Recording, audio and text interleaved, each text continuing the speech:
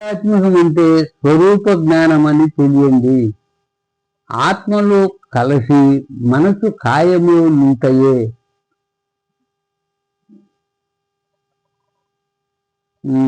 ఆత్మనే పరమాత్మ లేక చైతన్యం అంటారు.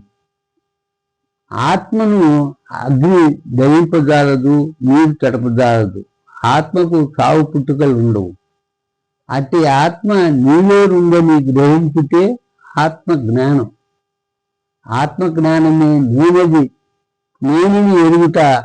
జీవాత్మ తొలగి కాయమే శవం అవుతుంది. ఆ అసలు నీ స్వరూపమే ఆత్మ అయి ఉన్నది. ఆత్మ ఉన్నది ఆది నుండి ఉన్నదే. అట్టి ఆత్మను కనుగొంటే నేను తెలుసుకుంటా. ఆత్మ తక్క గోచరించువన్నీ అనాత్మయే. ఆత్మయే సాకార నిరాకార రూపంలో ఉన్నది.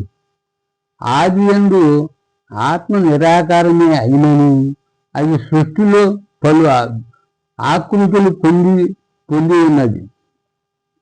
అట్టి ఆకృతుల్లో సాకార రూపం ఒక్కటి. ఆ సాకారంబులున్నది దేవుడున్నాడని తెలిపితే ఆ సాకారంబుల పూజలు భగవంతుని చేరు మిట్లురా. అట్టి మహాత్ముల గాథలు వినుటయు దేవుడున్నాడని తెలుపుటే.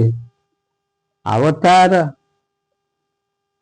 పురుషుల్లో జన్మించిన వారందరూ ఆ సాకార రూపములను గాంచియే ఉండురు. అట్టి వారందరూ మోక్షగాములు కాలేదుగా. అట్టి వారి గాథ వినుట వలన మోక్షమెట్లు సిద్ధించును. అట్టి ప్రతిమల దేవాలయాలుగా గాంచిన మోక్షమెట్లు వచ్చును.